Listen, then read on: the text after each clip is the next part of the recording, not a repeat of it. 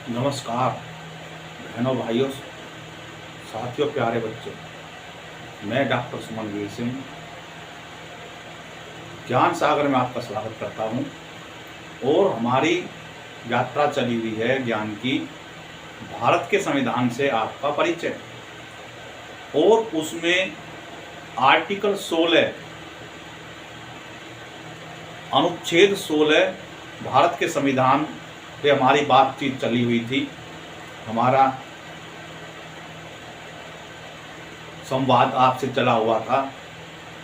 और 16 का जो खंड 4 है, जिसमें पिछड़ों वर्ग के लिए प्रावधान बताए गए हैं, उस पे हमारी वार्ता चली हुई थी। हम केसों के माध्यम से इसको समझ रहे थे और इंदिरा साहनी का केस हमने बता दिया था। उसके बारे में पूरी डिटेल में हमने बताया था कि उसमें क्या क्या बातें आई।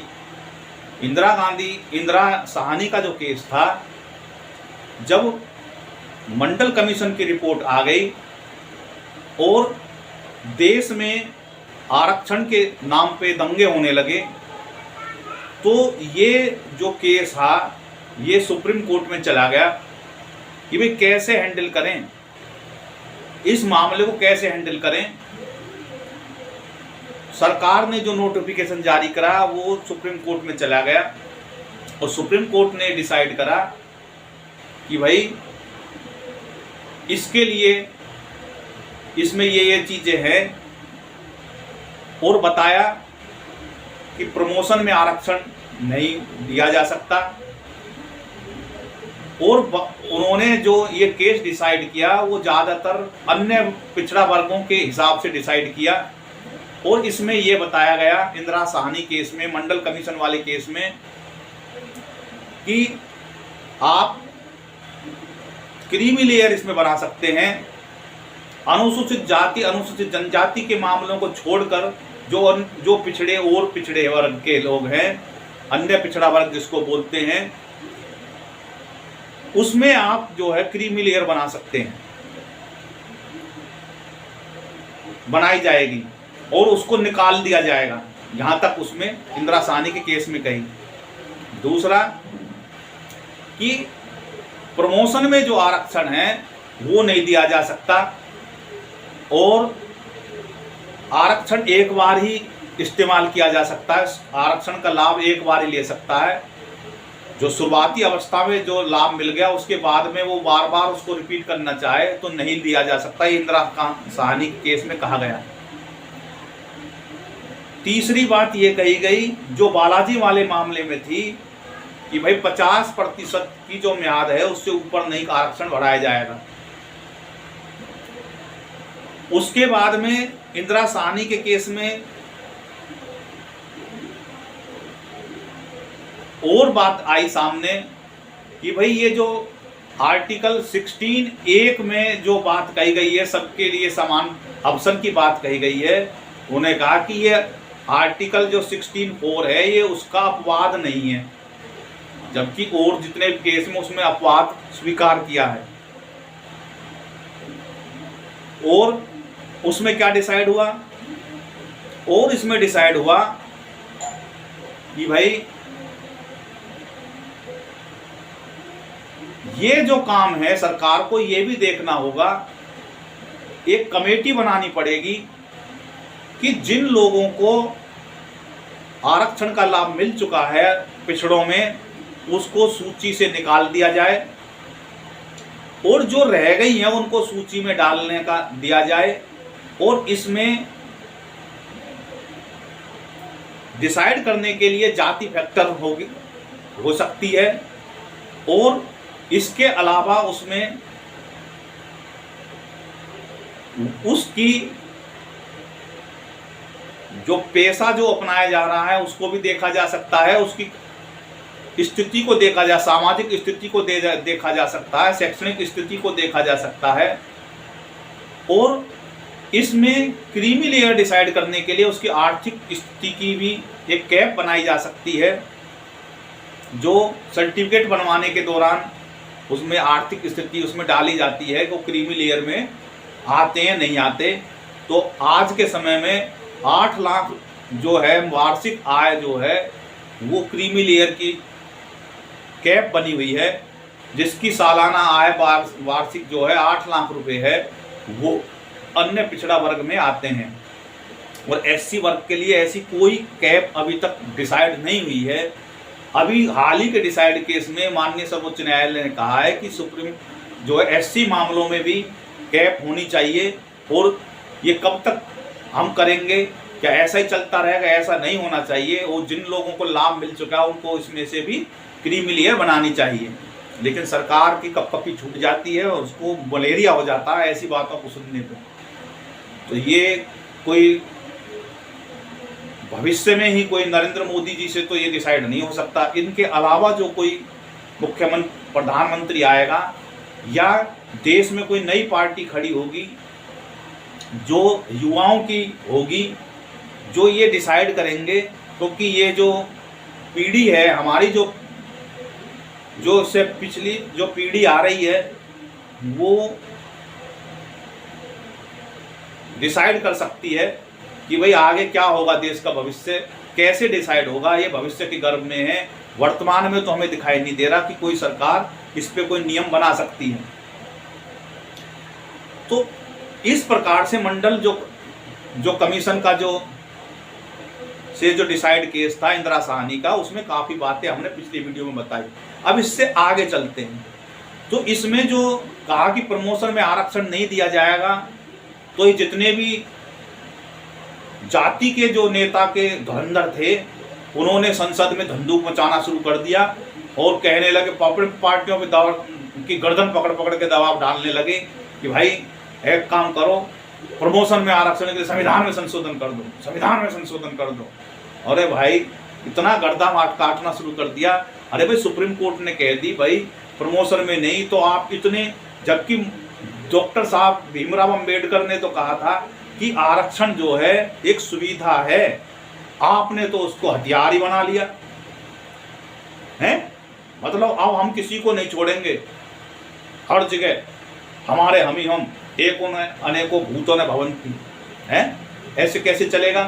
तो ये जो बातें थी, ये जो न्यायपालिका में जो कुर्सी पे बैठे हुए लोग हैं और जो वकील थे, सरकारी वकील थे, वो जो दूसरे विरोधी पार्टी के जो उनके खिलाफ जो खड़े या सरकार की तरफ से जो वकील आए, सॉलिसिटर जनरल वगैरह, इन्होंने सही तरीके से पैरवी नहीं करी। और जो जस्टिस जो थे उस समय बैठे हुए थे, वो अपना खेल खेल गए। जबकि अगर वो पहले से ही कहते, इस बात को भी कहते कि भाई देखो ये हमारे संविधान में की मनसा ही नहीं थी ये काम करने की, तो आप कैसे चाहते हो, आप क्या चाहते हो समाज में? जबकि उन्होंने तो आर्टिकल 15 के दौरान तो भीमराव अंबेडकर जी ने ये कही थी कि देखो मैं ऐसा काम नहीं करूंगा कि इसमें शेड्यूल कास्ट वगैरह डाल दूं, वे पिछड़ों की बातों को। उन्होंने कहा कि भाई देखो ऐसा मैं नहीं चाहता कि कानूनी रूप से जो है एक मैं अलगाववाद की भावना डालूं। जबकि उनको फिर ज्ञान प्रकट हो गया। 16 में वही भीमराव अंबेडकर थे, उनको कानूनी अलगाववाद की बात आ गई उनके दिमाग में, तो उनको प्रेशर बना है। उनकी जो है समाज में जो प्रेशर बनना शुरू हुआ, उन्होंने उसमें पिछड़ा वर्ग के नाम से डाल दिया। जब उन पे प्रेशर बना तो उन्होंने कहा कि देखो ये मैंने तो ये कही है थोड़ी सी मात्रा में सीट रिजर्व होनी चाहिए, ज़्यादा नहीं चाहिए, हम पिछड़ों को थोड़ा होना चाहिए। अब वो आज के जो उनके बाद के जो नेता आते चले गए और ये पॉलिटिकल पार्टी जो थी उसको बढ़ाते और कहीं 70% तक पहुंचने लगे, कहीं 80 तक पहुंचने लगे। तो इस करके सुप्रीम कोर्ट ने कैप बना दी 50%। तो अब उस 50% को पार करने के लिए बहाना कहते हैं, कभी तो कुतर्क लेके आते हैं राजनेता लोग जो हैं कि संविधान में संशोधन करते हैं, कहते हैं कि जातिगत जनगणना होनी चाहिए। अरे भाई जातिगत जनगणना से क्या होगा? ये कोई थिएटर चल रहा है? ये भाई जिसकी जितनी जनसंख्या उसके हिसाब से उसको रिजर्वेशन मिलेगा। अरे रिजर्वेशन अधिकार नहीं है, रिजर्वेशन एक सुविधा है और सुविधा में कोई जबरदस्ती नहीं होती। ऐसा नहीं है फिर तो क्या, जितनी भी जातियां उसके हिसाब से बांट दो भाई, सबको मिलेगा उसी हिसाब से। ऐसे कैसे हो जाएगी भाई? एक समाज में शालीनता से लोग रह रहे हैं और उनका आप गला काटने में लगे हुए हो, तो ये समाज की हत्या ही तो करी जा रही है। भविष्य में देश टूटने का, विखंडन का बहुत बड़ा कारण ये आरक्षण बनने जा रहा है। और आज जो है कुछ नेता बने हुए हैं, वो मीम भीम के राग गाते रहते हैं और वे मीम भीम देश को अस्थिर फैलाने में लगे हुए हैं। कभी अनशन पर बैठ जाते हैं, कभी आंदोलन करने लगते हैं, कभी रेल फूंक देते हैं, कभी बसों में आग लगा देते हैं। तो और जब जरूरत पड़ती है जब भाग जाते हैं। जब जरूरत पड़ती है, जब मीम की भीम से लड़ाई होने लगती है, तो जो भीम वाले भाग जाते हैं मीम के सामने, तब जरूरत नहीं होती। खैर, हमारा ये विषय नहीं है। इसके बाद में केस आया ईवी चिनैया आंध्र प्रदेश राज्य। आप देखोगे केवल ये जो इंदिरा साहनी का जो केस है, यही उत्तर भारत में जो है इस मामले में हस्तक्षेप हुआ। बाकी सारे दक्षिण भारत के मिलेंगे आपको, या पंजाब से। अब लेटेस्ट में पंजाब से आ रहे हैं। क्यों आ रहे हैं? पंजाब में दलित वर्ग बहुत ज्यादा है। तो ईवी चिन्मैया बनाम आंध्र प्रदेश राज्य 2004 का केस है। इसमें क्या कहा गया? इसमें कहा गया कि परिणामी वरिष्ठता संबंधी कानून को बरकरार रखा। उन्होंने कहा कि जो वरिष्ठता का संबंधी कानून है, इंदिरा साहनी के केस में बताया गया था, उन्होंने बरकरार रखा। कहा कि इस नियम से प्रशासन में दक्षता केवल शिथिल हुई है, न कि अभी पूरी तरह समाप्त हुई है। कहा भाई अभी तो थोड़ी ढीली पड़ी है और दक्षता पूरी तरह से समाप्त नहीं हुई है, ये कहा इसमें। उन्होंने कहा अभी तो बरकरार कानूनी संबंधी जो थी वरिष्ठता की, उसको बरकरार रखा और कहा कि भाई वरिष्ठता के आधार पे जो है आरक्षण मिलना चाहिए।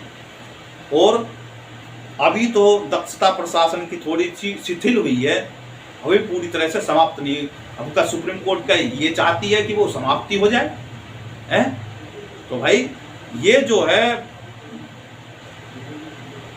हमारी नज़रों से तो यह समाज में एक बुद्धिजीवी के नाते और समाज को कहाँ ले जाना चाहता है सुप्रीम कोर्ट और क्या करना चाहता है, दिशा भटक जाते हैं। और वो क्यों भटक जाते हैं ये तो वो ही बता सकते हैं। हम और आप इस मामले में कुछ नहीं कह सकते।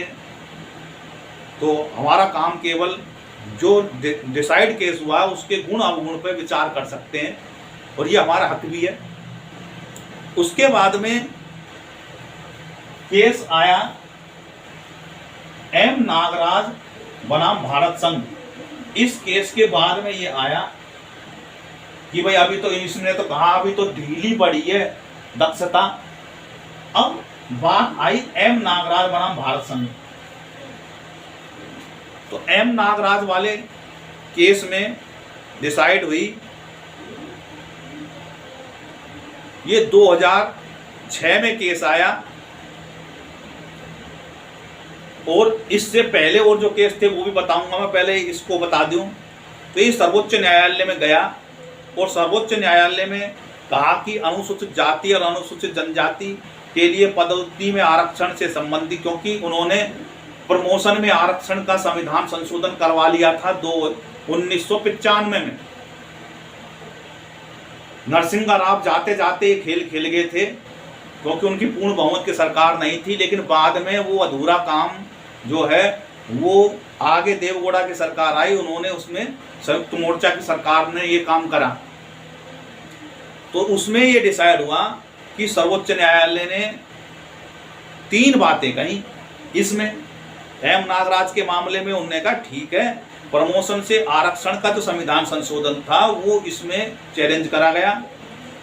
कहा गया कि सर्वोच्च न्यायालय ने अनुसूचित जाति और अनुसूचित जनजाति के लिए पदोन्नति में आरक्षण से संबंधित सभी विवादित संशोधनों की संवैधानिकता को बरकरार रखा। उन्होंने कहा ये सब संवैधानिक रूप से तो ठीक है। फिर न्यायालय ने कहा कि संशोधन की संविधान में संशोधन के लिए अनुच्छेद 14, 15 और 16 के तहत समानता की मूल संरचना का उल्लंघन नहीं करते ये जो है संविधान संशोधन। और न्यायालय ने माना कि संशोधन सक्षम प्रावधान है जो राज्य को पिछड़ेपन, अप्राप्त प्रतिनिधित्व की पहचान करने और समग्र दक्षता बनाए रखने के लिए पदोन्नति में आरक्षण प्रदान करने की अनुमति देते हैं। लेकिन उन्हें ऐसा करने के लिए वे बाध्य नहीं करते। भाई दक्षता करने के लिए तो वो कहते हैं, वो ये कह रहा है कि भाई आप कर सकते हैं, लेकिन ये संविधान उसको बाध्य नहीं करता, बाध्य नहीं करता कि भाई वो करे ही करे, इसको उसकी मर्जी है, तो वो चाहे तो उनको प्रमोशन में दे दे। और फिर इसके बाद में उसने नागराज के मामले में ही कहा कि इसके लिए आपको क्या करना होगा, एक तो ये बतानी होगी, ये डाटा देना होगा प्रमोशन में आरक्षण देने से पहले कि इनका प्रतिनिधित्व कितना है। दूसरा ये बताना होगा कि इसके जो दक्षता है उसकी भी डाटा देना पड़ेगा कि भाई प्रमोशन देने के बाद में जो काम हुआ उसकी एफिशिएंसी पे क्या फर्क पड़ा, इसका जो डाटा का रिपोर्ट है ये भी देनी होगी। और ये जो दो बातें हैं, इन दोनों को डिसाइड होने के बाद में एक तो भाई प्रतिनिधित्व अब तक कितना है और प्रमोशन के बाद में कितना हो जाएगा, ये जो बात कही गई है संविधान संशोधन में कि भाई उनमें अगर उनमें प्रतिनिधित्व नहीं है तो दिया जाएगा, तो डाटा दो कितना प्रतिनिधित्व कितना नहीं। तीसरा दूसरी बात ये कि पिछड़ेपन का भी, कौन पिछड़े हैं जिनको प्रतिनिधित्व नहीं मिला, उसका भी डाटा देना होगा। तीसरी बात ये कही इसमें कि एफिशिएंसी का भी डाटा देना होगा कि इससे कोई एफिशिएंसी प्रभावित हुई है नहीं हुई है। अब ये तीन बात इसमें डिसाइड कर दी, कह दी भैया प्रमोशन में आरक्षण दो, ये कोई जबरदस्ती का खेल नहीं है, ये सरकार के लिए कोई जबरदस्ती की कैप नहीं है, संविधान में देगा ही देगा। उन्होंने कहा कि भाई सरकार चाहे तो वो कर सकती है, ये कही है। इसके बाद में आगे जो है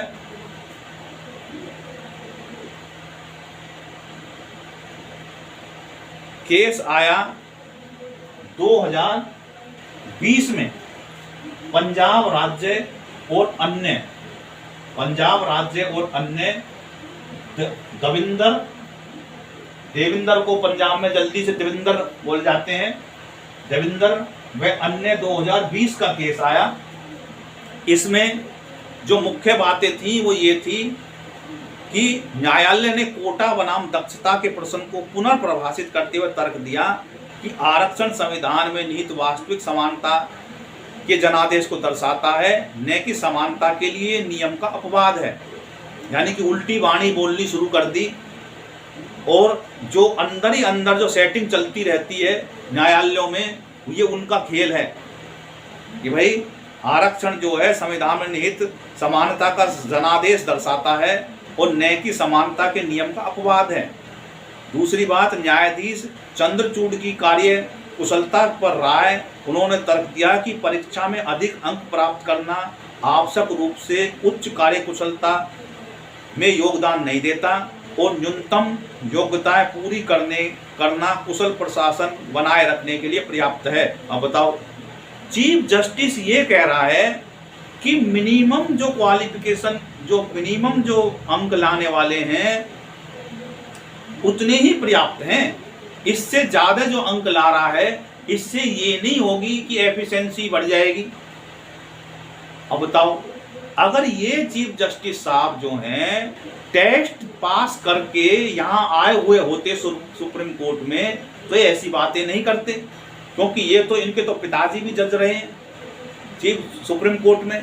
तो भाई ये उनकी पिताजी की कैप का सहारा लेके, और यहाँ तो सुप्रीम कोर्ट में कैप सिस्टम है, जिनके पिताजी चीफ जस्टिस हैं, यहाँ जस्टिस रहे हैं, तो उनके बेटे को भी अधिकार है। वंशवाद, एक दूसरे के लिए तो वंशवाद के खिलाफ बातें करते हैं और खुद वंशवाद चला हुआ है सुप्रीम कोर्ट में। तो ये बड़ा विचित्र बातें हैं। अब ये कह कैसे देते हैं, ना तो शर्म आती ना झिझक महसूस होती इनको, है कि भाई समाज में क्या क्या कहा जाएगा आपके फैसलों के बारे में। उस समय शर्म महसूस नहीं होती। अब ये कह रहे हैं चीफ जस्टिस साहब कि मुख्य न्यायाधीश चंद्रचूड़ की कार्यकुशलता पर राय थी, उन्होंने तर्क दिया कि परीक्षा में जो अधिक अंक प्राप्त करना आवश्यक रूप से उच्च कार्यकुशलता में योगदान नहीं देता और न्यूनतम योग्यता पूरी करना कार्य प्रशासन बनाए रखने के लिए पर्याप्त है। भाई न्यूनतम मिनिमम मार्क जो है वे ही पर्याप्त हैं। बताओ आगे कहा गया कि पारंपरिक दक्षता संबंधी धारणा पर संबंधित प्रभावों के बावजूद आरक्षण को वास्तविक समानता सुनिश्चित करने के साधन के रूप में देखा जाता है कि भाई पारंपरिक जो दक्षता संबंधी जो धारणा पर संबंधित जो प्रभावों के बावजूद भी आरक्षण को वास्तविक समानता सुनिश्चित करने के रूप में साधन के रूप में देखा जाता है। आप देख रहे हो कि मतलब कि जो सुप्रीम कोर्ट की जो भाषा है वो कैसे बदल गई। जब डॉक्टर भीमराव अंबेडकर ने संसद में कहा गया क्यों इनके सामने जो संसद में जो बहस हुई वो नहीं रखी जाती कि भाई मंशा क्या थी, आप क्या करना चाहते हो, ये नहीं। और जो करने की कोशिश करता है वकील, उसको कहते हैं आप हमारा समय नष्ट ना करें और उस पर जुर्माना भी टेक दे, कोई पता नहीं, वो तो इनके हाथ का खेल है। तो ये कह रहे हैं कि हम समानता ला रहे हैं, जबकि उसमें समानता, ये जो केस, ये जो रिजर्वेशन मिला था ये समानता लाने के लिए नहीं था। ये था कि ये एक सुविधा दी जाएगी कि ताकि जो जिनको अभी तक काम करने का अवसर नहीं मिला वो उनको अवसर प्रदान करने के लिए खिड़की है। बाकी सबको उनको थोड़ा सा तजर्बा हो जाएगा, एक्सपीरियंस हो जाएगा, तो उसके लिए एक हमने खिड़की खोल दी है कि भाई इतने में से इतने लोगों को सीट रिजर्व कर दी जाएगी। भैया इनमें से तो ये जब इनको इतने परसेंटेज रिजर्व कर दी तो इनमें से ये आप सिलेक्ट हो जाएंगे। उनको एक जो भाई ये भी आके काम कर लेंगे, इनको भी अनुभव हो जाएगा और इनको सम्मान, एक सम्मान की दृष्टि से इनको अंदर से कॉन्फिडेंस आएगा। और जब ये लग जाएंगे नौकरी से तो इनको देख के औरों को भी पसीना सा आएगा, इनको साहब हम भी मेहनत करें तो हम भी लग जाएंगे। उनकी मंशा ये थी। वो अब आज के समय पे सुप्रीम कोर्टों में वकील, राजनेता, नेता, पढ़ने वाले बच्चे, उनको एक भूत चढ़ा, एक दिमाग में कीड़ा घुसेड़ दिया, समानता समानता समानता। अरे भाई ये समानता स्थापित करने के लिए नहीं था, ये आत्मविश्वास बढ़ाने के लिए था कि भी लोगों में आत्मविश्वास आएगा। बाकी हमारा संविधान तो है ही सबको समान अवसर देने की बातें कही गई है, किसी को नहीं भगाया जाएगा भाई नौकरी के फार्म भरने से, और ना इंटरव्यू में ये भगाया जाएगा कोई भी आदमी कि भाई वो इंटरव्यू तक बैठे, अपनी बात रखे, जो पूछा जा रहा है उसकी अपने उसके हिसाब से जो मेरिट बनेगी आदमी आएगा उसमें सेलेक्ट हो जाएगा। अब आज के समय में क्या है कि ये धारणा इतनी बदल गई, 360 डिग्री घूम गई और इसको समानता पे जाके अटक गई। कहने लगे तो समानता लाने के लिए ये है और ये समानता ऐसे नहीं आएगी, इसको बढ़ाओ, अभी नहीं हुई है समान, अभी नहीं है समान। अरे भाई भगवान से तो, अगर भगवान भी धरती पर आ जाए तो क्या सभी मनुष्यों को समान कर देगा? उन्होंने समान रूप से हमारा शरीर सबका एक जैसा नहीं बनाया। कोई काला है, कोई भूरा है, कोई गुट्टा है, कोई नाटा है, कोई और है। ये सब कर्मों के आधार है। जैसे आदमी का स्वभाव होता है ऐसी उसके कर्म डिसाइड होने लगते हैं और ऐसी उसकी दिनचर्या हो जाती है। किसी का पढ़ने में मन लगता है, किसी का नहीं लगता है, किसी का किसी चीज़ में मन लगता है, कोई उधम काटता हुआ रहता है, कोई उद्दंड हो जाता है, कोई पढ़ने में ही रुचि रहता है किसी की। तो आप किसको कह देंगे कि इनको समानता दे दो?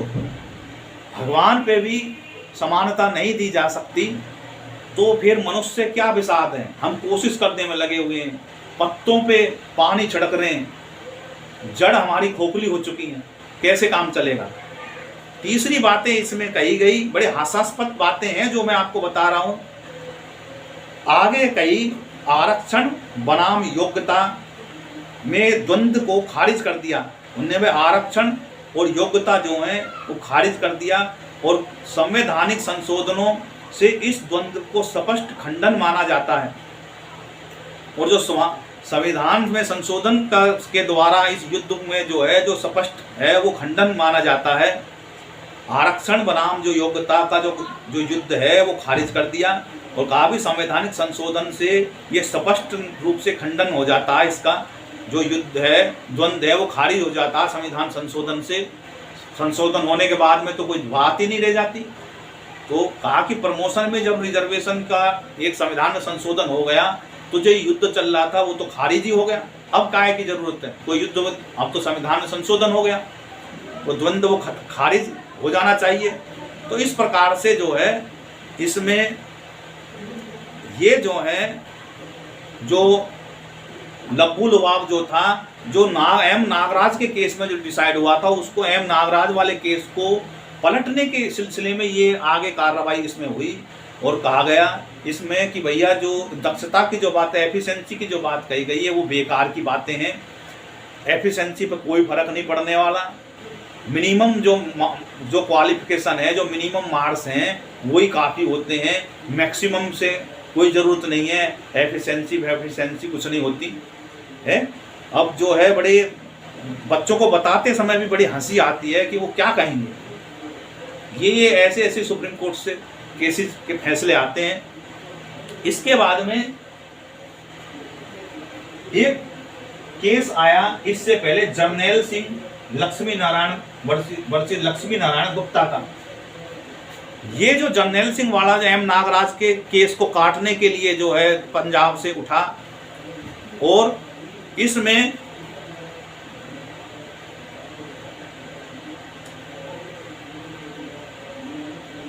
सर्वोच्च न्यायालय का एक ऐतिहासिक फैसला माना जाता है। और सरकारी नौकरी में पदोन्नति में आरक्षण से संबंधित 26 सितंबर 2018 में 5 न्यायाधीशों के पीठ ने निर्णय दिया।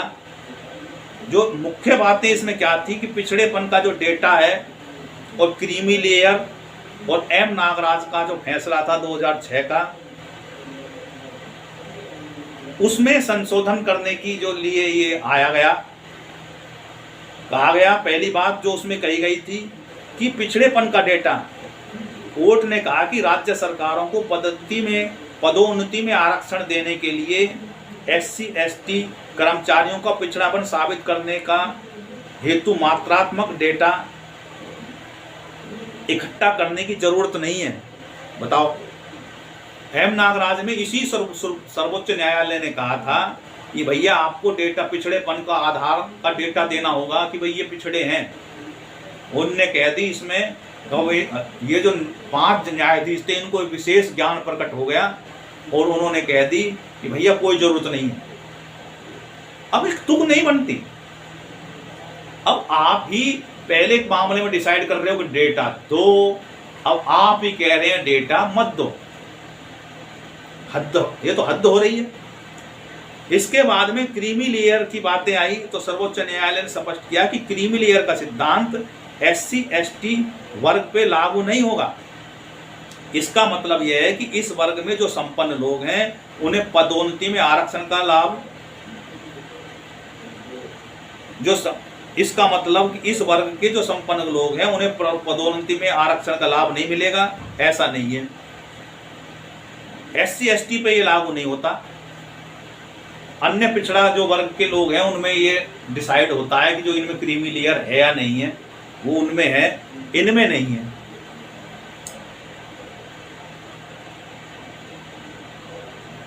एम नागराज के फैसले में अदालत ने अपने जो पुराने फैसले में बड़ी बेंच के पास भेजने से मना कर दिया, लेकिन उसमें कुछ निर्देश में संशोधन कर दिया। जो जिसमें निर्देश थे उसमें संशोधन कर दिया।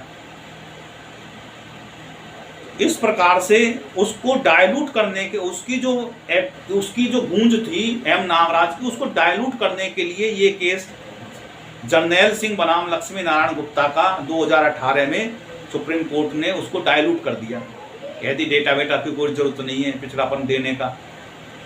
और जो है इसमें जो क्रीमी लेयर की जो बातें हैं वो SC/ST पे लागू नहीं होती। तो बताओ, जो दोनों दांत दे रखे थे वो दांत ही तोड़ दिए, बात खत्म होगी। तो कैसे डाइल्यूट करा जाता है किसी के निर्णय को, वो इसमें सरकार का बहुत बड़ा रोल होता है। अब इसमें जो नरेंद्र मोदी की सरकार में दलित वर्ग के लिए इतना कुछ कानूनी रूप से काम किया, लेकिन परिणाम क्या हुआ? आज भी जो नीले कबूतर हैं वो सरकार एक फूटी आंख नहीं बाहर उनको जो ये अच्छी लगती। और SC/ST के लिए कानूनी रूप से जो अड़चने थे वो खत्म करे, केसों को डाइल्यूट करवाया। ये सब सरकार के जो जो सरकार के सॉलिसिटर जनरल हैं ये चुप लगा जाते हैं, और जज साहब को जो सामने दूसरा वकील खड़ा होता है, जो डायलूट करने के लिए अपने तर्क देता है, उसके सामने में बौने साबित हो जाते हैं, चुप हो जाते हैं और अपना खेल खेल देते हैं। लेकिन इसका लाभ नहीं मिल रहा, राजनीतिक रूप से कोई भी लाभ जो दलित समुदाय के लिए जितनी केंद्र सरकार वर्तमान मोदी सरकार कर रही है उतना लाभ उनको मिल नहीं रहा,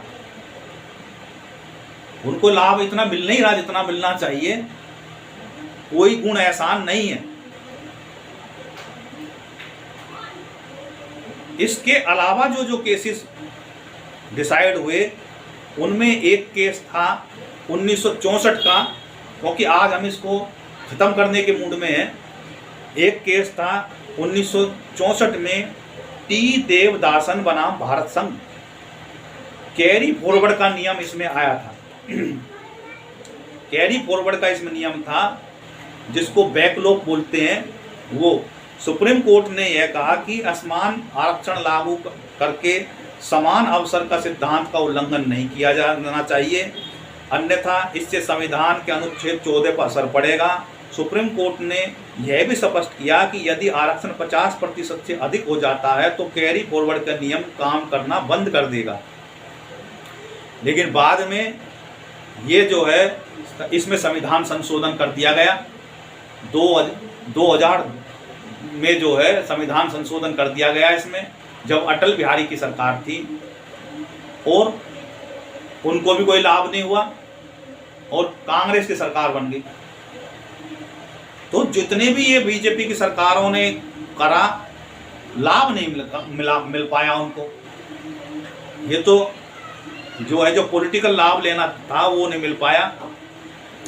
इसी प्रकार इंदिरा साहनी बनाम भारत संघ का मैंने बता दिया, उसमें फिर से बता दूं 9 न्यायाधीशों की पीठ ने सुनवाई करी और अनुच्छेद 16(4) में पदोन्नति में आरक्षण प्रदान नहीं करता, यह केवल नियुक्ति में आरक्षण के लागू होता है। इस फैसले के कारण सरकार ने रोजगार में अनुसूचित जाति अनुसूचित जनजाति के दिए गए सभी पदों के आरक्षण खतरे में पड़ गए, और इसके लिए 16 नवंबर 1992 के बाद अदालत ने फैसले ने पदोन्नति के आरक्षण में अगले 5 वर्षों तक जारी रखने की अनुमति दे दी। भाई अगले 5 वर्षों तक तो दे दो।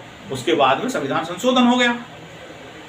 उसके बाद में 1999 में केस आया अजीत सिंह बनाम भारत पंजाब राज्य, 1999 का है। इसमें कैचअप नियम और परिणामी वरिष्ठता का मामला इसमें डिसाइड हुआ। सर्वोच्च न्यायालय ने भारत के संविधान में अनुच्छेद 14 और अनुच्छेद 16(1) पर जोर देते हुए कहा कि यदि कोई व्यक्ति पदोन्नति के लिए पात्रता के मापदंडों को पूरा करता है लेकिन फिर भी उसे पदोन्नति के लिए विचार नहीं किया जाता तो उसके मौलिक अधिकार का स्पष्ट उल्लंघन है। उन्होंने कहा कि भाई इसमें डिसाइड हुआ कि भाई वो पूरी पात्रता के मापदंड को पूरा कर रहा है फिर भी उसको प्रमोशन नहीं दे रहे, तो ये तो उसके मूल अधिकारों का हनन है। एक आदमी ठोक बजा के अपने वरिष्ठता को दर्शा रहा है और उसको फिर इग्नोर करा जा रहा है, तो ये मूल अधिकारों को उसका हनन है। उसको उसकी वरिष्ठता का लाभ जरूर मिलना चाहिए और आप उसको इग्नोर कर रहे हो, तो ये कोई ठीक नहीं है, ये संविधान के खिलाफ है। इसके बाद में एम नागराज का मैंने बताया। एम नागराज के बारे में जो है जर्नैल सिंह के बारे में बताया। जर्नैल सिंह के मामले में सर्वोच्च न्यायालय ने पदोन्नति में आरक्षण के लिए राज्य को अनुसूचित जाति के लिए पिछड़ेपन की मात्रात्मक डेटा आवश्यकता एकत्र करने की आवश्यकता नहीं है, और सुप्रीम कोर्ट ने कहा कि क्रीमी लेयर के लिए आरक्षण का प्रावधान अनुसूचित जाति अनुसूचित जनजातियों को पर भी लागू होता है, के लिए क्रीमी लेयर पर लागू होता है। उन्होंने माना कि भाई अनुसूचित जाति पर भी लागू होता है, इसलिए राज्य जो है अपने समुदायों को क्रीमी लेयर से संबंधित अनुसूचित जाति अनुसूचित जनजाति के पदोन्नति में आरक्षण नहीं दे सकता। तो क्रीमी लेयर डिसाइड करने का काम जो है वो करें। जब तक क्रीमी लेयर को डिसाइड नहीं करता तो तब तक जो है पदोन्नति में आरक्षण का लाभ नहीं ले सकते। इसलिए क्रीमी लेयर को जो है की बातें उसमें कही गई। इसी प्रकार अजय कुमार शुक्ला और अन्य बनाम अरविंद राय 2021 का मामला आया। गुवाहाटी उच्च न्यायालय ने इस फैसले में सुनाया कि पदोन्नति का कोई मौलिक अधिकार नहीं है, बल्कि एक कर्मचारी को केवल प्रासंगिक नियमों के अनुसार पदोन्नति के लिए विचार किए जाने का अधिकार है। जब भी ऐसा संभव हो तो वो जो है उनकी जो प्रासंगिक नियम है उन्हीं के अनुसार ही पदोन्नति का अधिकार है, न कि ये कोई मौलिक अधिकार है कि भाई उसको पदोन्नति जो है का मौलिक अधिकार नहीं है। ये प्रासंगिकता का जो भी नियम है उनकी प्रासंगिकता के आधार पर ही विचार किया जा सकता, अधिकार के तौर पे नहीं किया जा सकता। जबकि इससे पहले जो मैंने अभी एक केस बताया था उसमें यही सुप्रीम कोर्ट अजीत सिंह के मामले में वो कह रही है कि उसके अधिकार है, मौलिक अधिकारों का उल्लंघन है अगर उसको प्रमोशन नहीं मिल रही तो। और इसमें कह रहे हैं जनाब कि जो है वो मौलिक अधिकार नहीं है, बल्कि जो है वो प्रासंगिक नियमों के अनुसार पद्धति पर विचार करने का अधिकार है। अगली बात आई 2022 में का केस आया। ये उसके मामले में है जब अनुच्छेद 16 में 5वां खंड जोड़ा गया। इसमें ये कहा गया कि भाई खंड 6 जोड़ा गया। उसमें कहा गया कि जो सवर्ण जाति के जो गरीब हैं उनको 10% का आरक्षण दिया जाएगा। तो इसमें जो है जनहित याचिका डाली गई, जनहित अभियान चलाए गए और इसमें सेंध लगाने की कोशिश करी। उन्हें भाई गरीब तो गरीब हैं, सभी गरीब हो सकते हैं। उन्होंने कहा भाई इसमें संविधान में लिखी हुई है जो 4A, B और 4 खंड 4 के अलावा जो भी हैं उनको है, ये जिनको पहला लाभ मिल चुका उनको नहीं है। तो बच्चे कौन? सामान्य वर्ग के बच्चे। वो बड़े चतुराई से ये नरेंद्र मोदी जी ने ये जो है आरक्षण का लाभ दिलाया। और कहा गया कि 2019 में जो है 103वां संविधान संशोधन की वैधानिकता को चुनौती दी गई थी। सर्वोच्च न्यायालय ने 103वें संविधान संशोधन की वैधता को बरकरार रखा। न्यायालय ने अनुच्छेद 15-16 में संशोधन करके 103वां संविधान संशोधन 2009 के तहत 10% EWS आरक्षण लागू किया और इसमें से अनुच्छेद 15(6) और 16(6) शामिल किया गया। तो इस प्रकार से निष्कर्ष में ये कहा जा सकता है कि समानता का अधिकार सबसे महत्वपूर्ण मौलिक अधिकार माना जाता है और यह समाज में आर्थिक और सामाजिक रूप से कमजोर वर्ग के लोगों को समान अवसर के उत्थान की गारंटी देता है। इसी से सार्वजनिक रोजगार में समान वेतन और समान कार्य की अवधारणा भी आई और यह प्रावधान राष्ट्र के समग्र विकास और सभी को समान अवसर प्रदान करने के लिए महत्वपूर्ण था। अब ये जो अनुच्छेद मैंने था इसके सारा कुछ मैंने डिसाइड कर दिया। पिछड़ों के संबंधी आगे जो EWS है उसको मैं आगे बताऊंगा। तो अब पिछड़ों के मामले में मैंने सारा कुछ बता दिया कि भाई संविधान में एक बार फिर से मैं 5 मिनट और दे दूं। इसमें संविधान में जब ये प्रावधान डाला गया तो ये नहीं कहा गया था हम ये अधिकार दे रहे हैं। उन्होंने कहा भाई अब ये सुविधा है और इन लोगों को, जिन लोगों को पिछड़े हैं उनको अवसर नहीं मिला सरकार में नौकरी करने का, तो हम ये चाहते हैं कि भाई एक छोटा सा अवसर दे दिया जाए ताकि वो कार्यकुशलता मैनेजमेंट करना सीख जाएं। उनके अंदर कॉन्फिडेंस आएगा, उनको देख देख के और लोग भी आगे बढ़ने के लिए उत्सुक होंगे। तो दूसरी बात उन्होंने ये कही संविधान में संशोधन के दौरान जब कि भाई ये जो है अल्प मात्रा में ही होना चाहिए, ज़्यादा मात्रा में आरक्षण किसी का भला नहीं करेगा और समाज में एक बीजारोपण कर देगा अलगाववाद का। इसलिए इसको हमेशा अल्प आरक्षण, हमेशा अल्प रिजर्व कोई भी चीज़ हो उसको अल्प मात्रा में ही होना चाहिए।